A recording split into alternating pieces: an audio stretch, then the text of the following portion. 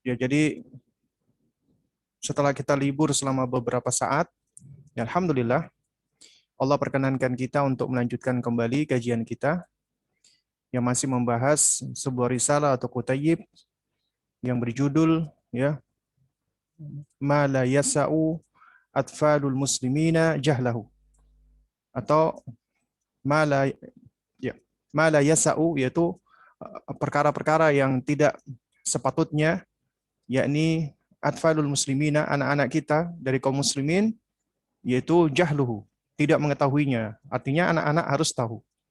Kalau anak-anak harus tahu, tentunya orang tuanya harus lebih tahu lagi. Nah, dikarenakan risalah kita ini cukup panjang ya, dan kita sudah menyelesaikan bab pertama tentang akidah, tentang tauhid. Lalu kemudian setelah itu sebenarnya ada bab-bab lainnya, bab fikih, bab sirah, kemudian bab hadis, bab tentang tafsir Al-Quran, dan kemudian bab adab. Dan atas permintaan dari kawan-kawan, yaitu panitia penyelenggara, bahwa di di bulan bintang Islamic School itu anak-anak memang masih belum diajarkan tentang masalah fikih ya, karena memang masih anak-anak usia dini. Ya, maka kita langsung skip ke bab yang berikutnya atau bab terakhir ini, bahkan tentang masalah adab, tentang masalah etika. Ya, etika-etika Islam. Ini yang akan kita bahas. Ya, bagi yang punya e-booknya atau punya bukunya, yang sudah mengunduh bukunya atau sudah mencetaknya, bisa dibuka di halaman 135. Ya, di halaman 135. Baik, di bab pertama, maksud saya di bab tentang seputar etika Islam ini, ya, itu subbab pertama adalah etika atau adab terhadap pencipta, terhadap Allah Subhanahu wa taala. Jadi jika kita bicara tentang adab ya, apa bedanya adab dengan akhlak? Ya. Di sini memang para ulama berbeda pendapat. Ada yang mengatakan adab dan akhlak itu adalah dua kata yang berbeda, maknanya satu, artinya sama. Adab ya akhlak, akhlak ya adab. Sementara ada sebagian ulama yang berpendapat adab dan akhlak itu adalah sesuatu hal yang berbeda. Akhlak adalah sesuatu yang merupakan watak bawaan. Karena akar katanya dari kata khalaqah. Jadi memang sesuatu yang sudah diciptakan Allah ada pada seseorang. Itu akhlak. Artinya akhlak itu adalah sesuatu yang sudah ada secara bawaan, tercetak di dalam diri seseorang. Adapun adab adalah sesuatu yang diperoleh melalui pembiasaan, pelatihan, dan pendidikan. Maka itulah adab. Ini pendapat kedua. Adapun pendapat yang ketiga, ada di antara ulama yang berpendapat bahwa bedanya akhlak dengan adab, akhlak itu lebih umum. Artinya akhlak itu ada akhlakul karimah dan ada akhlak as-sayyi'ah.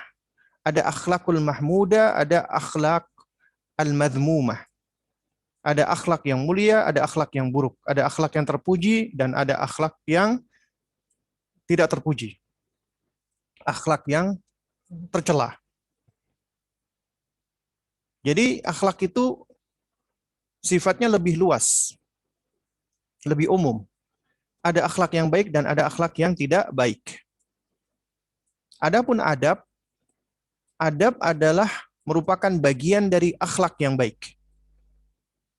Ini menunjukkan bahwasanya adab itu adalah seluruhnya baik karena termasuk bagian dari ya akhlakul karimah atau akhlakul mahmudah, akhlak yang mulia atau akhlak yang terpuji. Itu dalam bentuk adab. Oleh karena itu makanya orang Arab ya ketika mengatakan mereka-mereka yang tidak memiliki akhlak yang baik ya atau orang-orang yang tidak memiliki adab ya maksud saya itu dikatakan apa? Qalil adab. Qalil adab artinya adabnya sedikit. Artinya dia tidak memiliki adab yang baik atau maksud saya dia hanya memiliki adab yang baik sedikit saja. Ya. Dan Ala kulli hal ya, adanya perbedaan pendapat di antara para ulama ini adalah suatu hal yang umum, suatu hal yang biasa.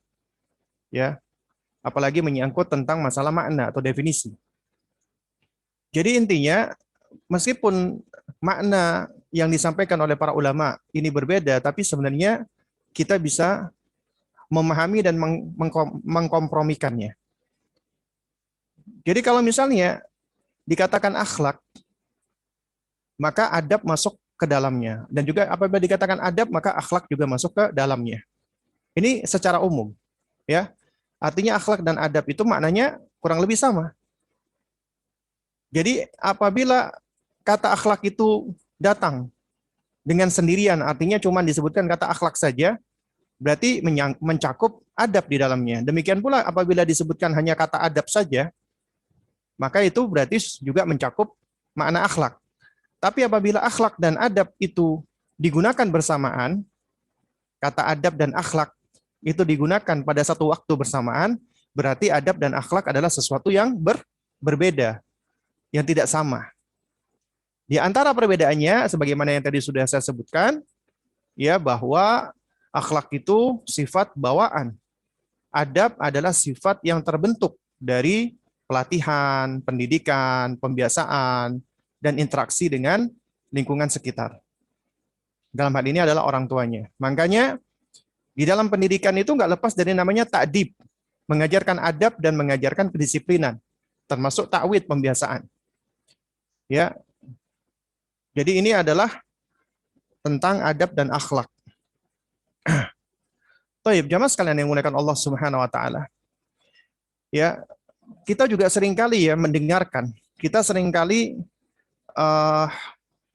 membaca atau mungkin mendengarkan di antara metode para salaf kita terdahulu itu mereka lebih mengedepankan adab sebelum ilmu.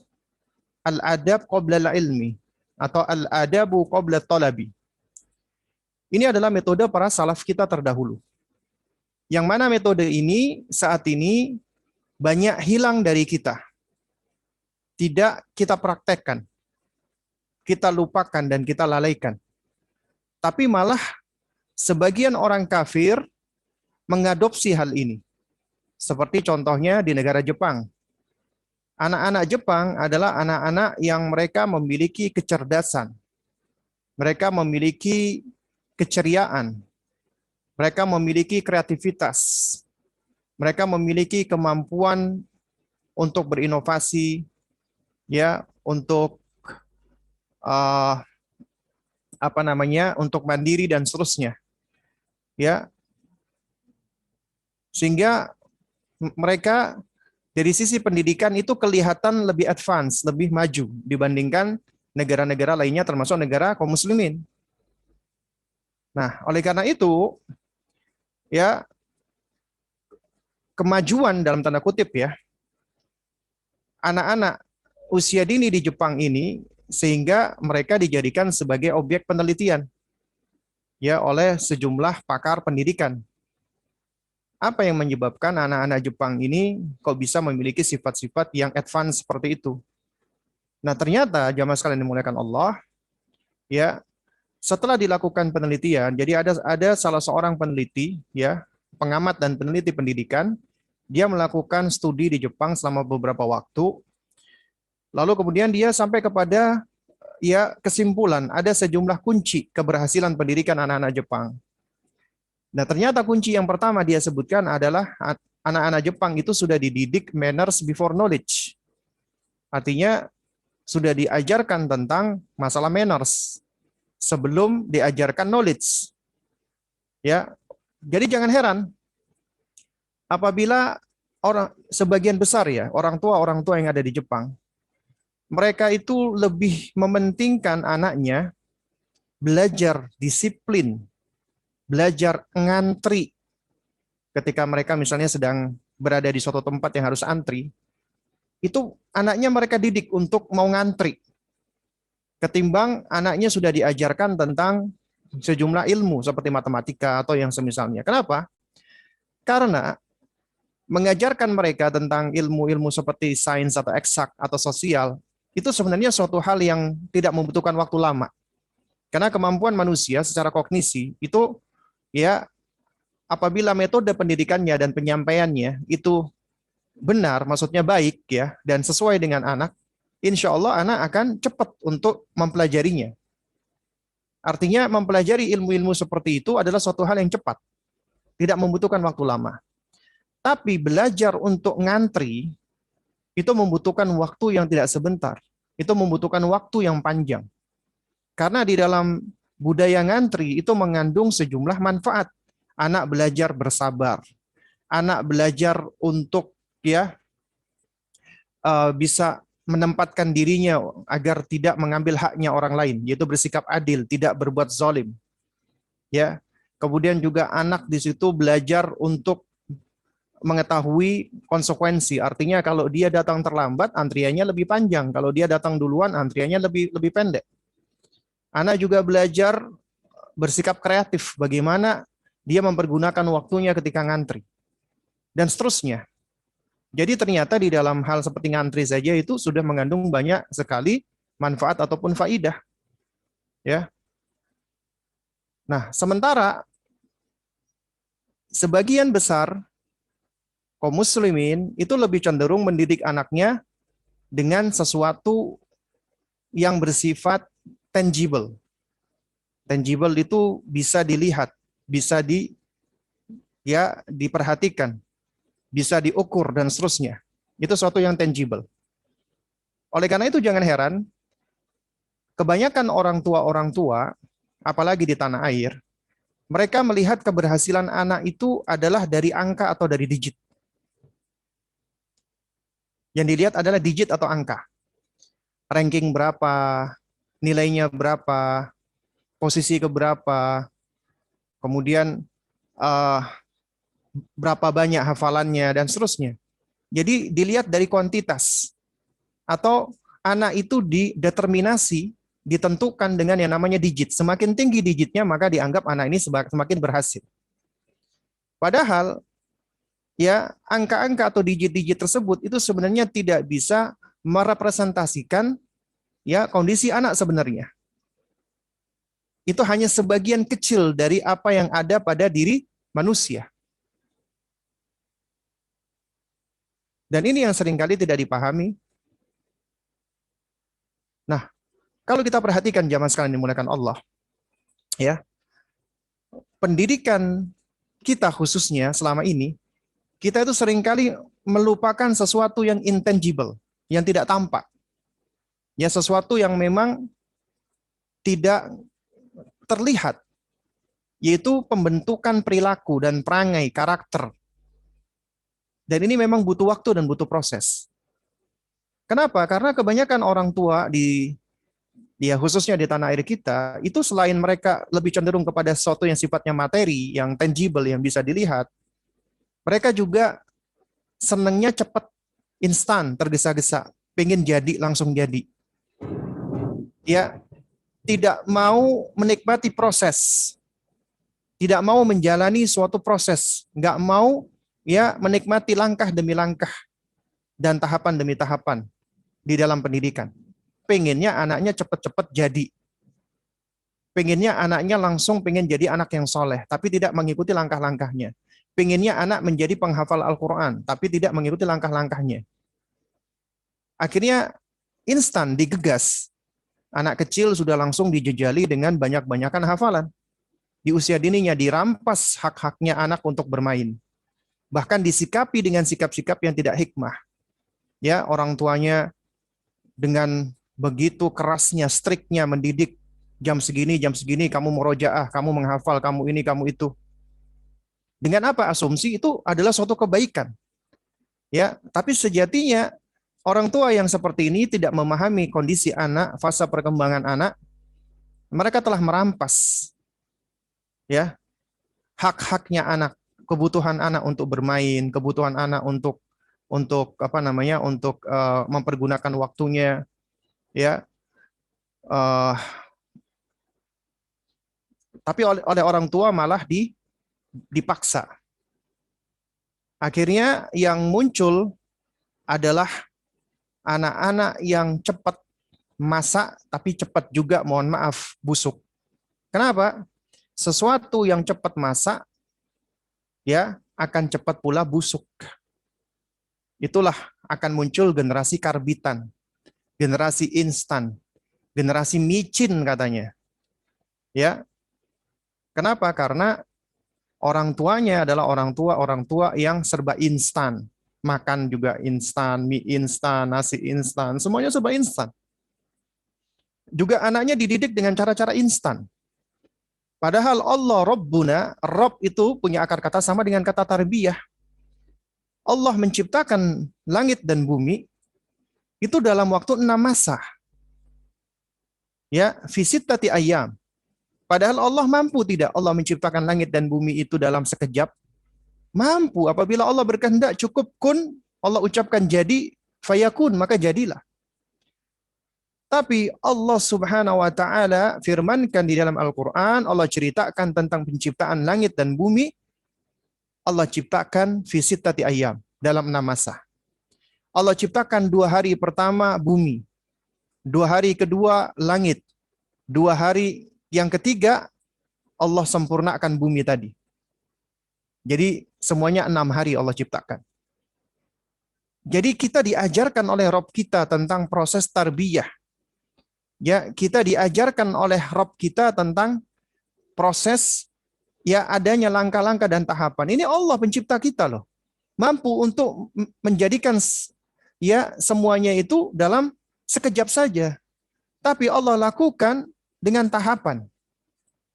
Makanya namanya pendidikan itu semua ulama sepakat di situ ada yang namanya proses. Ada tadarruj, halan fahalan, syai'an fa syai'an, qalilan qalilan, tahapan demi tahapan, langkah demi langkah, step by step, dan seterusnya. Ini adalah sesuatu perkara yang mendasar di dalam pendidikan, yang seringkali tidak dipahami oleh para orang tua. Pinginnya cepet-cepetan, instan. Ya, ini adalah lawan dari hikmah, sifat istijal tadi, sifat tergesa-gesa tadi, sifat serba instan tadi. Itu lawan daripada hikmah. Kenapa? Karena hikmah itu mengharuskan ada 3 hal yang menjadi rukunnya. Pertama, harus berilmu. Harus punya ilmunya. Karena nggak mungkin kita bisa melakukan sesuatu dengan tepat, dengan benar, ya, yang sesuai, kecuali apabila kita punya pengetahuannya, punya ilmunya. Lalu yang kedua, dengan berilmu saja itu ternyata kurang. Tidak cukup dengan sekedar berilmu. Juga harus hilmu, santun, lemah lembut, ya. Karena orang berilmu tapi nggak santun, orang berilmu tapi tidak ramah, ya bahkan isinya cuma marah-marah, ya marah tidak ramah, ramah dan tidak dan tidak suka marah-marah, itu adalah diantara sifat-sifat orang-orang hikmah yang hakim, ya. Jadi harus santun, harus harus ramah, ya halim, lemah lembut. Kemudian yang ketiga baru al-anatu atau ta'anni, tenang, nggak gerusa-gerusu, nggak serampangan, nggak sembarangan, nggak pengen cepet-cepetan. Semuanya diikuti sesuai dengan prosesnya. Karena yang namanya ikhtiar itu adalah berproses. Allah tidak melihat hasil, Allah melihat upaya, Allah melihat usaha, Allah melihat apa yang kita lakukan. Dalam segala hal, termasuk di dalam pendidikan. Makanya kita harus menikmati proses yang ada. Dan itulah pendidikan yang sebenarnya. Dan ini sayangnya seringkali tidak diketahui, bahkan dilupakan dan dilalaikan oleh ya para orang tua kaum muslimin, terutama di negara kita. Tapi ironinya malah dipraktekkan oleh orang-orang kafir. Seperti mereka yang ada di Jepang, atau di Finlandia, atau di tempat-tempat lain. Hilang dari kita. Dan ketika metode, yang mana ini metodenya para salaf kita terdahulu yang saleh, Yang mana dengan metode ini Allah izinkan, Allah berikan, Allah karuniakan, Allah anugerahkan mereka kemuliaan, kemenangan, kejayaan. Ketika itu hilang dari kita, maka jangan heran kalau kondisi kita adalah seperti ini. Kita jauh dari yang namanya kejayaan, kemuliaan, kemenangan. Kenapa? Karena kita sendiri ya jauh dari kitabullah dan jauh dari sunnahnya Rasulullah Sallallahu Alaihi Wasallam. Dan kita jauh dari metode yang benar. Metodenya para salaf yang saleh.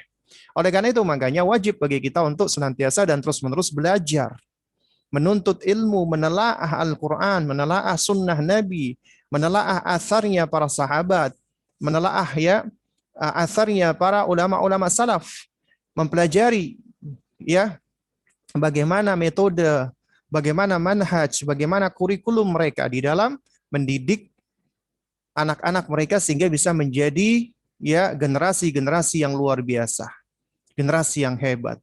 Itu yang seharusnya kita ambil. Ya, itu yang seharusnya kita cari. Baik. Jamaah sekalian yang dimuliakan Allah Subhanahu wa taala, ya. Karena itulah adab itu adalah perkara yang penting dan sesuatu yang sebenarnya tidak bisa terpisahkan dari ilmu. Karena adab dan ilmu ini adalah seperti dua mata uang, seperti koin yang memiliki dua sisi, yang seharusnya tidak bisa terpisahkan. Ya, kenapa demikian? Karena apabila seseorang dia berilmu tanpa adab, maka buahnya adalah kesombongan, takabur, kecongkakan, lupa diri, seperti iblis alaihi laknatullah. Ya, iblis itu punya ilmu, pinter, Yahudi juga sama. Dan orang-orang yang berilmu tanpa adab, mereka bagaikan Yahudi al-maghdub alaihim, yang Allah murkai, yang dimurkai oleh Allah Subhanahu wa taala. Ilmunya banyak, tapi nggak diiringi dengan adab. Sementara di sisi lain, ya, ada orang-orang yang ingin beradab, tapi tidak pakai ilmu. Lantas bagaimana adabnya bisa tegak? Bagaimana adabnya bisa benar? Adab siapa yang digunakan apabila dia tidak berangkat dari ilmu? Akhirnya mereka tersesat karena mereka ternyata tidak mempergunakan adab yang benar. Adab yang dipelajarinya, yang dia ikuti ternyata bukan adab yang sesuai dengan ajarannya Rasulullah SAW atau ajarannya para nabi dan rasul. Akhirnya mereka tersesat menjadi ad-dhalin, orang-orang yang tersesat. Ya. Karena itulah seorang muslim harus menghimpun kedua hal ini, adab dan ilmu. Tapi al-adabu qabla al-ilmi. Belajar adab dulu sebelum belajar ilmu. Ini metodenya para salaf kita terdahulu. Ya. Kita belajar nih dari ibunya Imam Malik bin Anas rahimahullahu taala. Ya. Ibunya Imam Malik rahimahullah. Beliau adalah seorang single mother. Mendidik dan membesarkan Imam Malik seorang diri. Karena Imam Malik termasuk anak yatim. Ya. Jadi ini juga menjadi pelajaran nih bagi para wanita yang Allah uji dengan ketiadaan suami, kemudian dia harus menanggung anaknya, maka ketahuilah ya, tidak sedikit dari para ulama-ulama kita yang dididik oleh seorang single mother dan menjadi manusia-manusia hebat, manusia-manusia besar. Bahkan kebanyakan mereka adalah anak-anak yatim. Ya, yang tidak memiliki bapak, artinya bapaknya sudah tiada duluan, dididik oleh ibunya. Karena memang kalau kita perhatikan sejarah umat manusia umumnya, di balik orang-orang besar itu ada ibu-ibu yang hebat. Karena ya ketika manusia itu menyusu kepada ibu-ibu yang hebat, maka anak itu pun juga akan mendapatkan ya sesuatu yang menjadikan mereka hebat, tentunya dengan izin Allah. Nah, ibunya Imam Malik rahimahullah tahu anaknya ini butuh sosok laki-laki, butuh sosok ayah. Ya, sementara ayah beliau ketika itu sudah tiada.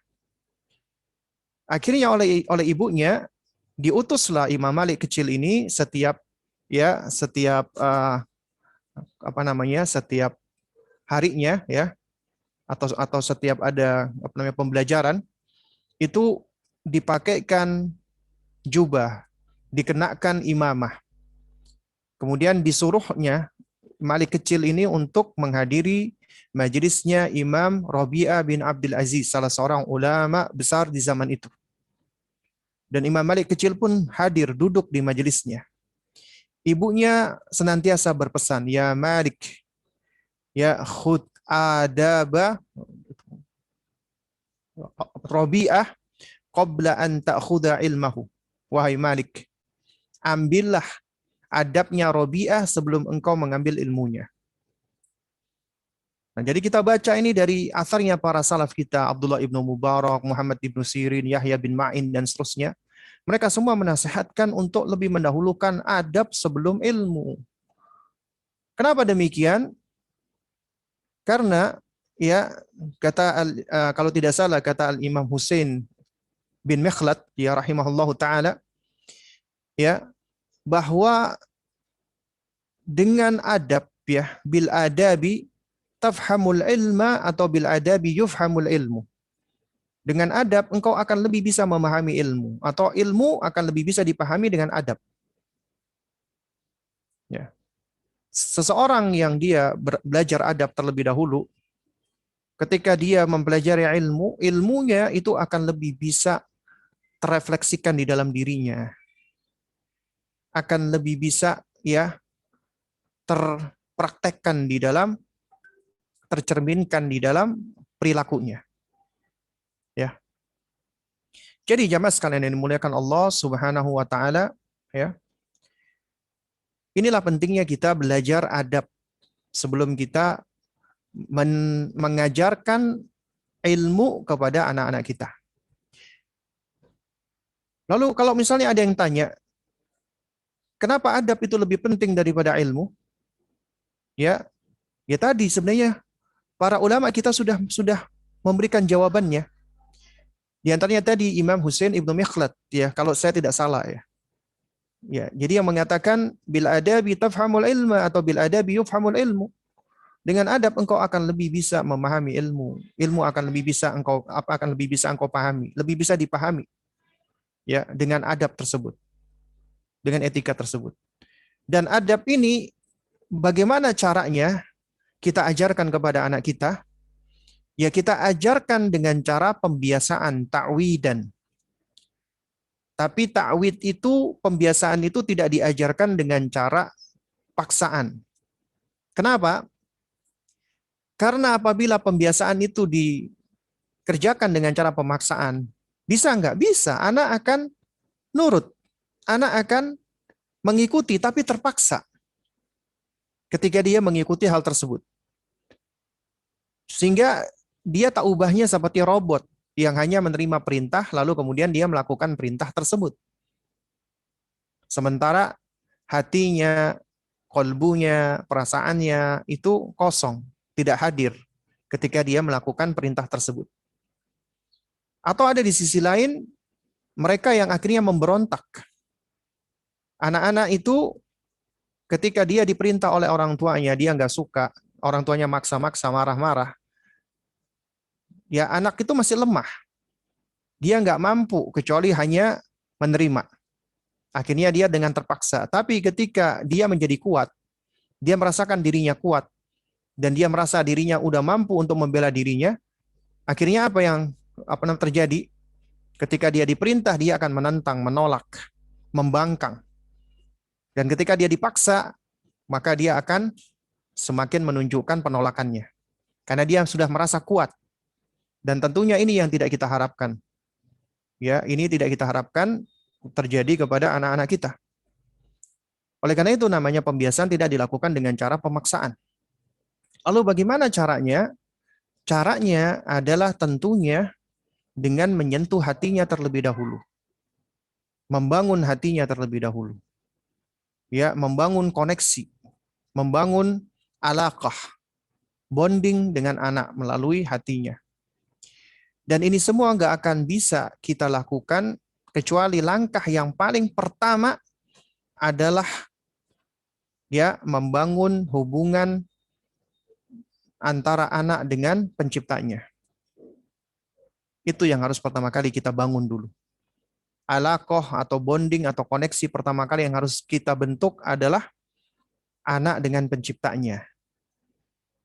Dan ini juga tidak akan mungkin atau kita sulit untuk melakukannya kecuali apabila kita sendiri sebagai orang tua juga harus sudah membangun alaqah kita dengan Allah, membangun koneksi kita dengan Allah. Jadi kita sendiri sebagai orang tua harus sudah mendahului, mempraktekkan, mengamalkan, dan memperbaiki hubungan kita, alaqah kita, koneksi kita dengan Allah. Maka kita pun akan lebih mudah untuk menghubungkan atau mengkoneksikan anak kita dengan Allah Subhanahu wa taala. Kenapa? Karena pertama kita sudah tahu jalannya. Allah berikan kita taufik. Yang kedua, Allah berikan kita kemudahan. Allah berikan kita pertolongan. Karena ya siapa yang ya berusaha untuk memperbaiki hubungannya dengan Allah, maka Allah akan bantu dia, tolong dia untuk memperbaiki hubungannya dengan selain Allah. Itu kaidah. Ya, kaidah umum yang bisa kita dapatkan secara akli dan nakli. Lalu kemudian setelah itu, ya kita baru membangun bonding kita dengan anak kita sendiri. Kita membangun attachment kita dengan anak kita, koneksi kita dengan anak kita. Tentunya setelah kita dan anak kita membangun koneksi dengan penciptanya. Maka insya Allah Allah akan mudahkan bonding dan attachment kita dengan anak kita. Ini sebenarnya sudah terisyaratkan di dalam Al-Quran, di dalam nasihat Luqman. Kalau kita perhatikan, di dalam surat Luqman, ketika Allah membawakan nasihat yang pertama kali dari Luqman alaihissalam kepada putranya adalah nasihat tentang haknya Allah, tauhid. Ya bunayya la tusyrik billah inna syirka la dzulmun azim. Wahai nak, janganlah kamu menyekutukan Allah karena sesungguhnya menyekutukan Allah itu termasuk kezaliman yang besar. Kemudian setelah ayat ini datang nasihat, bukan nasihatnya Luqman tapi wasiatnya Allah. Ya. Wa wasainal insana biwalidayhi. Allah memberikan dan kami ya memberikan wasiat. Ya. Allah Subhanahu wa taala memberikan wasiat kepada manusia, kepada orang tua untuk orang tuanya agar berbuat baik ya. Untuk berbuat baik kepada orang tuanya. Hamalathu ummuhu wahnan ala wahnin. Diingatkan oleh Allah, ibunya mengandung yang semakin lama semakin berat ya. Wa fisaluhu fi amaini, dan disapihnya 2 tahun. Allah ingatkan. Jadi kalau kita perhatikan, nasihat untuk berbakti kepada orang tua itu datangnya dari Allah. Para ulama menerangkan bahwa ya, faidah dari ayat ini adalah siapa saja dari orang tua yang menegakkan haknya Allah, menunaikan haknya Allah, Allah tidak akan lupakan haknya orang tua tersebut. Yaitu Allah perintahkan kepada anak-anak yang telah dididiknya untuk berbakti kepada orang tuanya. Untuk berbuat bir kepada orang tuanya. Untuk berbuat bajik kepada orang tuanya. Berbuat ihsan ma'ruf kepada orang tuanya. Perintah Allah Subhanahu wa taala. Kepada orang tua yang menegakkan haknya Allah. Luqman alaihissalam ingin membangun bonding, attachment, koneksi anaknya dengan penciptanya. Dengan dikenalkan hak yang paling tinggi.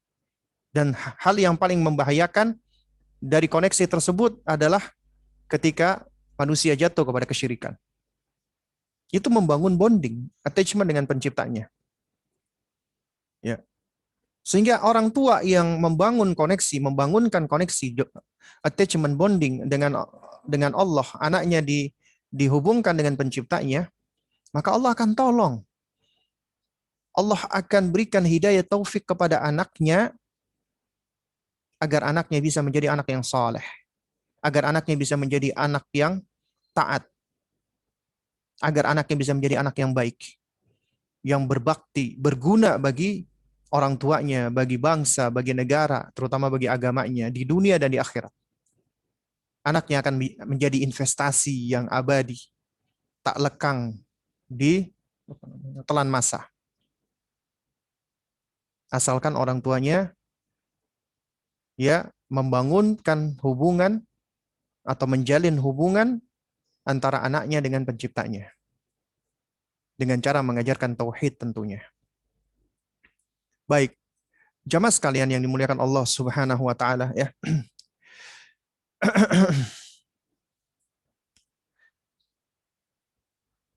Takwid, membangun pembiasaan pada anak-anak. Ya, jadi harus diawali dengan hal tadi. Yaitu membangun koneksi dulu. Diri kita, anak kita dengan Allah, kemudian diri kita membangun koneksi dengan anak kita. Lalu kemudian yang kedua, ya, adalah kita membangun mahabbah. Makanya kuncinya adalah tahbib. Kalau kita perhatikan kaidah-kaidah pendidikan yang disebutkan oleh para ulama adalah tahbibul atfal ya bi'amali salihat. Menjadikan anak itu senang, cinta, suka dengan amal-amal soleh, dengan ketaatan, dengan ibadah. Artinya, tugasnya orang tua sebelum memerintahkan anak untuk ibadah harus dibangun dulu pondasinya, kecintaan. Kecintaan kepada Allah, kecintaan kepada Rasulullah, kecintaan kepada Islam, kecintaan kepada Al-Quran, dan seterusnya. Yang mana pondasi ini, mahabbah ini, akan membangun mahabbah anak kepada amal ketaatan. Anak menjadi senang untuk beramal soleh. Anak menjadi senang untuk beribadah. Dan dia melakukan itu semua karena dia butuh. Karena dia cinta kepada Allah. Karena dia sayang kepada Allah. Bukan sekedar dia disuruh, bukan sekedar dia dipaksa. Itu pondasi. Makanya kita orang tua harus membangun dulu pondasinya. Yaitu apa? Tahbibuhum. Menjadikan anak-anak kita atau mereka itu senang, cinta dengan amal soleh, dengan amal ibadah. Dibangun mahabbah. Ya, dibangun dulu al-hubb. Kecintaan anak kepada Allah dan kecintaan mereka kepada apa? Kepada amal-amal soleh. Agar muncul mubadarah. Agar muncul yang namanya inisiatif, ya. Inisiatif mereka untuk melakukan kebaikan-kebaikan. Nah, oleh karenanya ketika ini sudah terbentuk, maka kita sebagai orang tua ketika memberikan perintah kepada mereka akan lebih mudah. Kenapa? Karena sudah terinisiatif di dalam diri mereka. Yang berangkat dari motor penggeraknya tadi, yaitu adanya mahabbah. Jadi yang pertama, jadi harus dibangun tahbib tadi. Ini langkah keduanya, tahbib. Tahbibuhum. Ya. Kemudian yang ketiga, setelah membangun al-hub dengan cara tahbib tadi, menjadikan anak senang, menjadikan anak suka, ya. Nah, baru kemudian kita lakukan ya dengan cara tadrij atau tadarrujan, secara bertahap, step by step, langkah demi langkah, tidak langsung sekaligus. Tapi ada step-stepnya, langkah-langkahnya, sedikit demi sedikit. Lalu kemudian kita harus melakukannya secara istimror, continue, terus-menerus. Karena yang namanya pendidikan, pengasuhan, itu bagian dari ibadah dan kita tidak akan berhenti dari melakukan hal ini ya hingga kita ya berkalang tanah atau hingga nafas terakhir kita. Bukankah Allah yang mengatakan wa'bud rabbaka hatta ya'tiyakal yakin, sembahlah Allah Rabbmu sampai datangnya kematian. Oleh karena itu makanya ketika kita mendidik mereka adalah hingga kita ya meninggal dunia. Hingga nafas terakhir kita. Makanya pendidikan anak itu, pengasuhan itu adalah nafas yang paling panjang, ibadah yang paling panjang. Istimror, harus terus continue dan berkesinambungan. Baru kemudian setelah itu adalah sabar. Dan kemudian yang tidak kalah pentingnya di dalam membangun kebiasaan ini yaitu dengan dua hal yang tadi sempat terlewatkan, yaitu dengan cara bil qudwah, memberikan contoh. Adab itu pengajaran pertama kali bagi mereka dengan cara memberikan contoh. Artinya orang tua yang pertama kali harus lebih dahulu memperlihatkan dan mencontohkan. Al-qudwa al-hasanah. Karena secara kaidah, ya, anak itu akan lebih cenderung untuk mengikuti apa yang mereka lihat daripada yang mereka dengarkan. Makanya dikatakan al-uswa al-hasana anfa'u wa ablag min alaf al-mawaid. Yang namanya contoh yang baik, teladan yang baik itu lebih efektif, lebih gamblang, lebih bermanfaat daripada ribuan, bahkan ratusan ribu atau jutaan nasihat. Tapi nggak diberikan contoh. Nggak efektif. Karena anak-anak itu what they see, they learn. Apa yang mereka lihat, itulah yang mereka pelajari. Kemudian yang kedua, dengan cara al-ihtimam, wal mahabbah, wal rifqu, wal linu. Dengan cara memberikan perhatian, memberikan cinta kasih, memberikan kasih sayang, dengan cara yang lemah lembut. Jadi semua ini terangkum dengan kata rahmah, yaitu yang akan membangun koneksi kita, yaitu dengan cara yang afektif, yang akan berpengaruh terhadap hati dan perasaan anak-anak kita. Afeksi lebih didahulukan daripada kognisi, ya, karena inilah yang akan membangun hubungan kita. Nah, ini adalah cara kita untuk membangun kebiasaan, melakukan ta'wid kepada anak-anak kita. Makanya ta'wid, pembiasaan, itu dilakukan dari semenjak kecil, bahkan mulai dari bayi. Itu sudah bisa dilakukan pembiasaan, dan ini sudah beberapa kali saya sampaikan ya di dalam sejumlah kajian. Di antaranya ketika kita pernah membahas ya Risalah Al-Wajiz fi Tarbiyah karyanya Syekh Yusuf Muhammad Al-Hasan, itu Syekh Yusuf sendiri mengatakan anak-anak mulai dari semenjak bayi dilahirkan itu sudah mulai mereka diajarkan atau dibiasakan dengan suatu kebiasaan-kebiasaan. Kenapa? Karena bayi yang baru dilahirkan, ya, mereka itu akan hidup berkembang secara asalnya itu sesuai dengan Sesuai dengan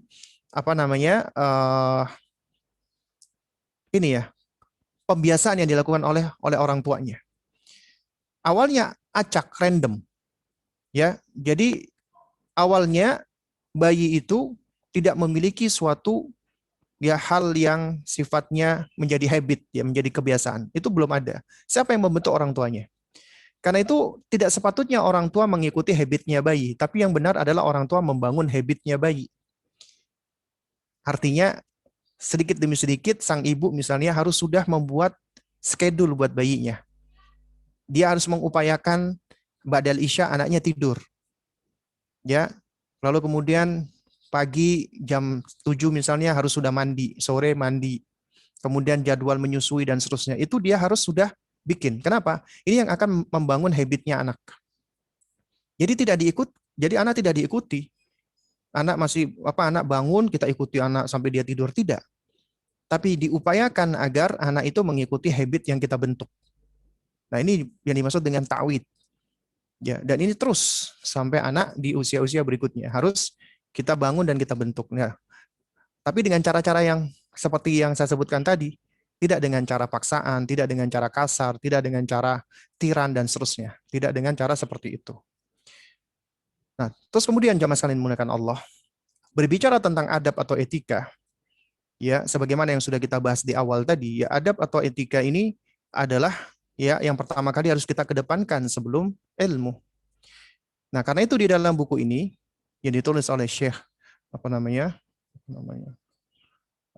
Yazan, ya, Syekh Yazan, di dalam buku yang kita bahas ini, beliau menyebutkan yang pertama kali adalah adab terhadap Allah. Etika atau adab yang pertama kali yang harus diajarkan kepada anak kita adalah adab kepada Allah Subhanahu wa ta'ala. Artinya, adab itu tidak dipahami oleh sebagian orang. Adab itu adalah urusan manusia dengan manusia, muamalat, interaksi. Tidak. Ketika kita bicara tentang adab, adab yang pertama kali harus dibentuk, diajarkan kepada anak-anak kita adalah adab kepada Allah. Nah, oleh karena itu di pertanyaan pertama di buku ini, Syekh mengajarkan kepada kita, yang seharusnya kita ajarkan kepada anak-anak kita, yaitu bagaimana seharusnya adab kita kepada Allah. Maka jawablah, adab kita kepada Allah yang pertama, mengagungkan Allah Subhanahu wa taala. Ya, makna mengagungkan Allah artinya adalah apa? Kita menghadirkan di dalam pikiran kita, di dalam benak kita, di dalam hati kita, di dalam perasaan kita, tidak ada yang lebih agung, tidak ada yang lebih besar, tidak ada yang lebih hebat. Itu melebihi daripada Allah Subhanahu wa taala. Allah Maha Besar, Allah Azim, Allah Akbar. Ya, Allah Maha Tinggi, tidak ada yang lebih tinggi daripada Allah. Artinya mengagungkan Allah, kita jadikan Allah adalah yang paling, ya, yang paling di antara semuanya. Paling besar, paling tinggi, paling hebat, ya, dan paling apapun.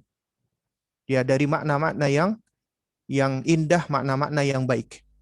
Itu mengagungkan Allah dengan hati kita, dengan lisan kita, dan juga dengan perbuatan kita. Kita mengagungkan Allah. Dan pengagungan kepada Allah ini tidak akan muncul tanpa diawali dengan ma'rifatullah, mengenal Allah. Karena bagaimana seseorang bisa mengagungkan, dia takjub dengan sesuatu kalau dia tidak mengenalnya. Makanya harus diawali dengan mengenal Allah. Hamba semakin mengenal penciptanya akan semakin muncul di dalam dirinya pengagungan kepada Allah. Pengagungan inilah yang akan menghantarkan hamba kepada perasaan mencintai Allah, malu kepada Allah, takut kepada Allah, bertawakal kepada Allah, mengharap kepada Allah, dan seterusnya. Itu dari ta'ziman, mengagungkan Allah. Itu adab kita yang pertama kali kepada Allah, disebutkan oleh Syekh Yazan. Kemudian yang kedua adalah beribadah hanya kepada Allah semata, tidak ada sekutu baginya, mentauhidkan Allah. Ya, kenapa? Karena Allah yang menciptakan kita. Dan ketika Allah menciptakan kita, Allah yang memiliki kita, menguasai kita. Dan Allah yang mengatur semuanya untuk kita. Allah mengatur semua urusan kita. Hidup mati kita, rezeki kita, jodoh kita, semuanya Allah yang atur. Itu harus sudah diajarkan kepada anak kita.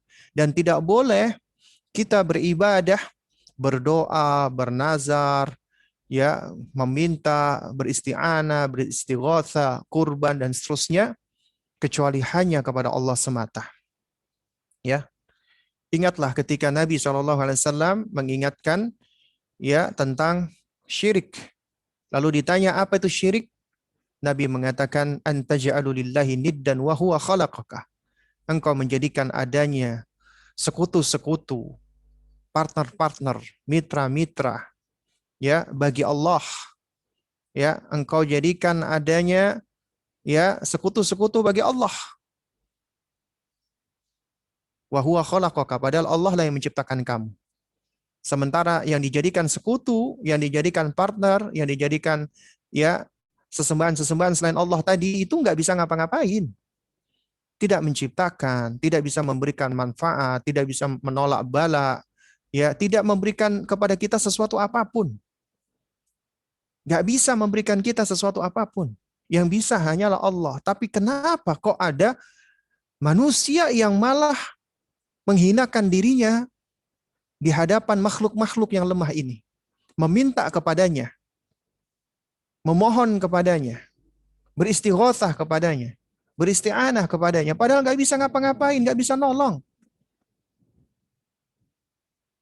Makanya itulah kezaliman yang paling besar. Kesyirikan adalah kezaliman yang paling besar. Ya. Kemudian adab yang berikutnya, adab kepada Allah. Setelah kita mengagungkan Allah diawali dengan mengenal Allah. Lalu kemudian dengan mengenal Allah kita tahu nih, apa tujuan hidup kita ini. Allah menciptakan kita. Ketika Allah menciptakan kita, nggak mungkin kita diciptakan itu nggak ada tujuannya. Nggak mungkin pencipta kita menciptakan kita itu cuma main-main saja. Pencipta kita menciptakan kita pasti punya tujuan, punya maksud.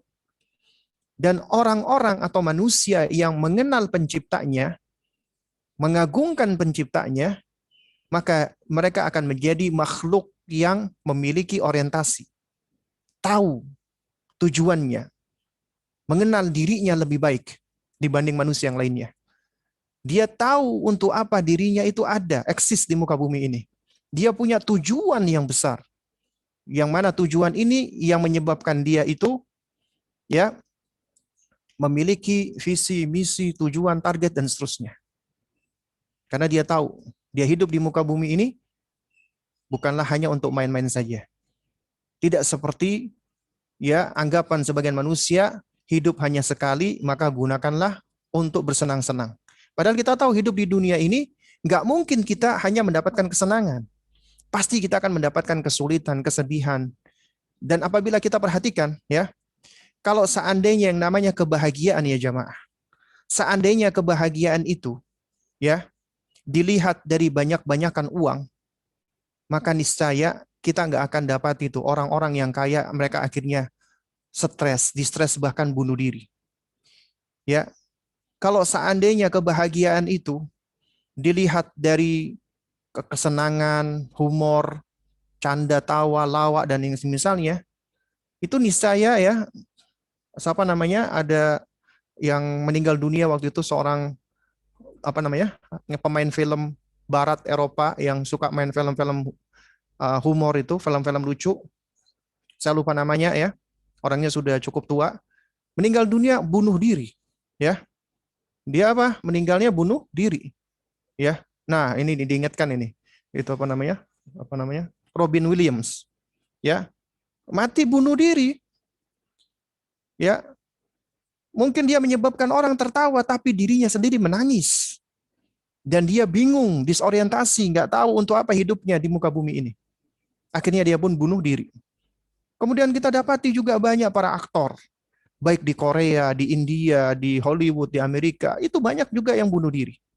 Bahkan ya, beberapa waktu yang lalu, beberapa tahun yang lalu ya, ketika saya diminta untuk memberikan materi kepada anak-anak SMP SMA putri ya di salah satu pondok pesantren putri di Bogor, ya, yaitu tentang bahaya media sosial dan gadget. Nah, diantaranya yang saya sampaikan adalah tentang musik.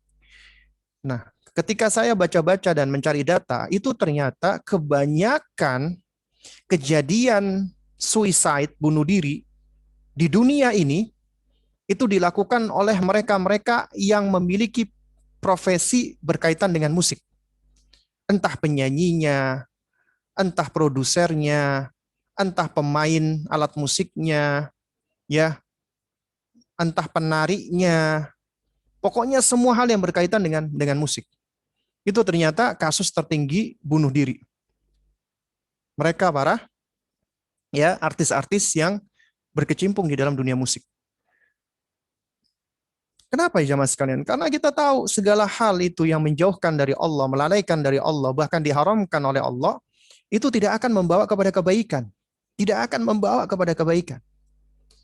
Makanya Al-Quran dan musik nggak bisa disatukan. Sungguh suatu hal yang sangat buruk ketika seseorang membaca Al-Quran diiringi dengan alat musik. Talbisul haq bil batil namanya.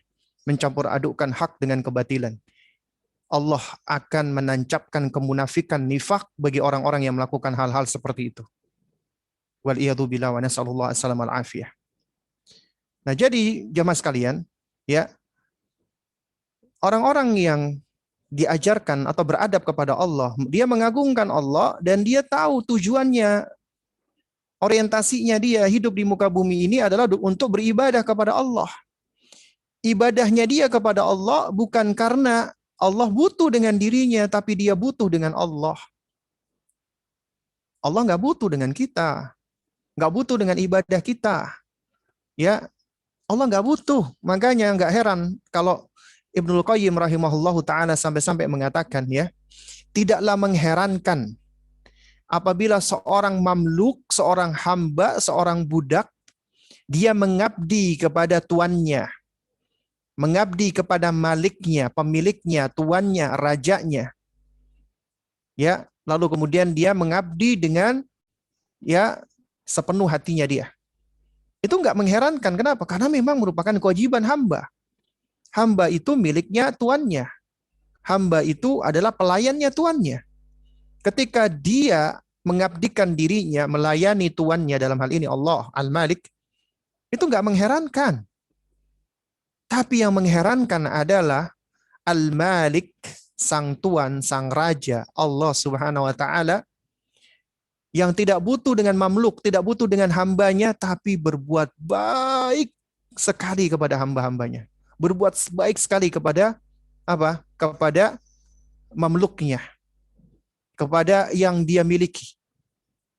Diberikan berbagai macam kenikmatan yang tidak sanggup dihitung. Padahal Allah nggak butuh dengan makhluknya, Allah nggak butuh dengan mamluk, Allah nggak butuh dengan kita, tapi Allah berbuat baik. Bahkan Allah terhadap orang kafir saja tetap berbuat baik. Allah tetap berikan dia oksigen sehingga dia bisa bernafas. Allah tetap berikan dia berbagai macam kenikmatan di dunia ini. Tapi mereka lalai, mereka lupa. Karena itulah sungguh sedikit orang-orang yang mau bersyukur kepada Allah.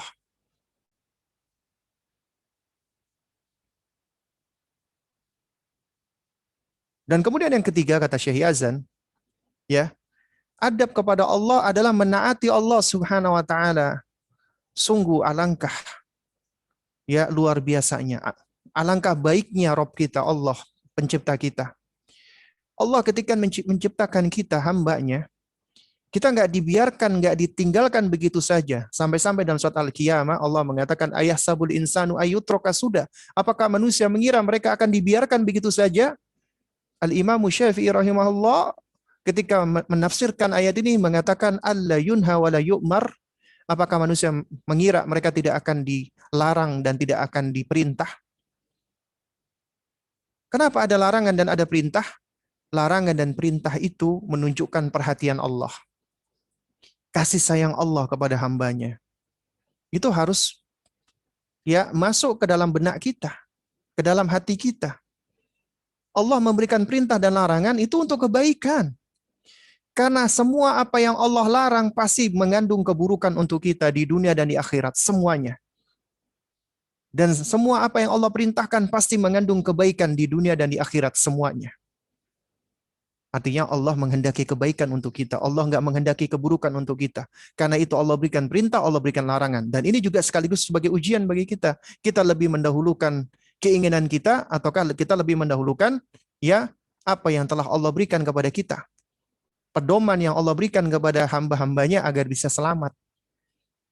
Makanya adab kita kepada Allah, kita menaati Allah dan meninggalkan maksiat, memaksiati Allah Azza wa Jalla. Dan kemudian yang kelima kata Syekh adalah bersyukur dan memujinya, bertahmid kepadanya atas segala karunia dan nikmatnya yang tak terhingga, tak terbatas. Karena kita nggak sanggup apabila kita diminta untuk menghitung nikmat-nikmat Allah Subhanahu wa taala. Dan Allah amat layak untuk diapresiasi, disyukuri. Dan syukur kita nggak akan bisa membalas semua kebaikan Allah, nggak akan bisa. Seandainya kita bersyukur kepada Allah dengan lisan kita, hati kita, amal kita berjuta-juta tahun, nggak akan bisa membalas dengan semua dan segala kebaikan, karunia, anugerah, nikmat yang Allah berikan kepada kita. Dan luar biasanya ya jamaah sekalian. Ya, ketika Anda menginginkan agar Allah Subhanahu wa taala senantiasa mengkaruniakan nikmat, karunia dan rezeki kepada Anda, kuncinya adalah syukur kepadanya. Mensyukuri Allah Subhanahu wa taala. Kenapa? Karena Allah telah menjanjikan, la in syakartum la azidannakum. Apabila kalian bersyukur, mau bersyukur kepada Allah akan nikmat-nikmat yang Allah berikan, la azidannakum, maka aku akan tambahkan nikmat kepada kalian. Allah Subhanahu wa taala di dalam ayat ini kalau kita perhatikan itu mempergunakan ya huruf ziyadah sebagai bentuk taukid, taukid. Ya, la azidannakum ada lam taukid dan nun taukid, maknanya artinya adalah Allah benar-benar akan menambahkan nikmatnya untuk kalian. Bukan cuma sekedar menambahkan, tapi benar-benar akan menambahkan nikmat kepada kalian. Dengan penekanan. Dan Allah Subhanahu wa taala la yukhliful mi'ad. Tidak akan menyelisihi janjinya. Allah tidak akan mengingkari janjinya. Tidak layak, tidak mungkin, mustahil bagi Allah mengingkari janji. Akan tetapi wa qalilum min ibadiyasy syakur. Alangkah sedikitnya dari hamba-hambaku, hamba-hamba Allah itu yang mau bersyukur. Karena ternyata mereka yang mau bersyukur, tahu diri, tahu terima kasih, ya mau mengapresiasi, nggak banyak, sedikit.